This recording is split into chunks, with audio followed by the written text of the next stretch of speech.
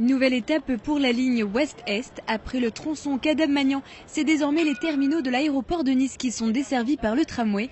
À terme, la ligne T2 permettra de relier le port à l'aéroport en 26 minutes. Le tout au même tarif que l'ensemble du réseau Ligne d'Azur, soit 1,50 € le billet à l'unité et 1 € pour l'achat d'une carte de 10 voyages et gratuit entre les deux terminaux. Ça attire de l'immobilier d'entreprise.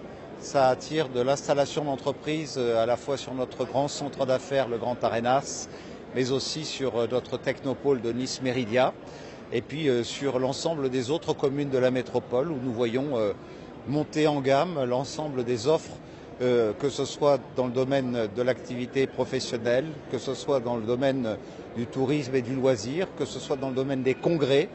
Nous n'avons rien laissé de côté pour que nous puissions montrer que ce territoire voit renforcer son attractivité et sa compétitivité. Pour faciliter les déplacements sur l'axe ouest-est, plusieurs pôles d'échange sont prévus. Arrivée à l'Arenas, la ligne se subdivise en deux. Un tronçon dessert donc les deux terminaux de l'aéroport, l'autre le palais Nicaïa et le centre administratif. C'est donc un futur pôle multimodal qui s'installera à 2 pas de l'aéroport dans le quartier de Saint-Augustin. À terme, il regroupera une gare ferroviaire, une gare routière, le tram ou encore des stations de vélo et des voitures électriques. Mais je pense que ça contribue à l'attractivité de notre territoire, aussi à certaines catégories de passagers qui viennent passer le week-end à Nice et qui pourront, vous le voyez, de bord à bord, dès la sortie de l'avion, en une vingtaine de mètres, être déjà dans le tramway et être une vingtaine de minutes plus tard, déjà dans le centre-ville de Nice. L'aéroport sera connecté au monde, évidemment par les avions, mais par tous les modes de transport possibles et inimaginables.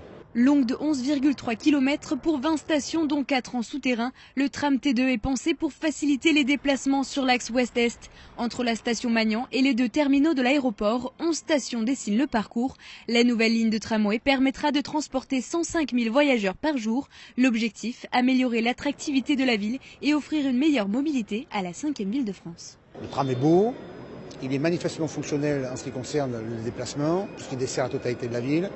Et il y a surtout quelque chose qui est tout à fait remarquable et assez exceptionnel dans l'organisation générale, c'est que dès le départ, ils ont imaginé le pôle multimodal, qui est le plus grand pôle multimodal d'Europe.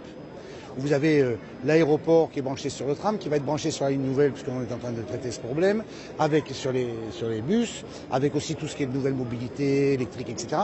Ce qui fait en sorte qu'ils ont anticipé très en amont un développement métropolitain qui est conforme au développement français tel qu'on le souhaite, et qui respecte en même temps les territoires ruraux. Avec une fréquence à terme d'une rame toutes les 3 minutes, la ligne ouest-est deviendra une alternative à la voiture. Il permettra une baisse de 20% du trafic automobile et de bus sur la promenade des Anglais. Résultat, moins de pollution et moins de bruit. C'est un transport collectif qui va relier l'aéroport au centre-ville de Nice, mais aussi l'aéroport au nouveau quartier qui est en train de se constituer dans la plaine du Var. C'est une ligne de tramway, un transport collectif sobre en carbone, sans pollution. À l'est, le terminus reste Magnan. Le calendrier des étapes suivantes, lui, s'étalera jusqu'au dernier trimestre 2019. Prolongation jusqu'à Jean-Médecin et correspondance avec la ligne 1 en juin prochain. Le terminus définitif, prévu sur le quai Cassiné au Port Olympia, ne sera inauguré qu'en septembre.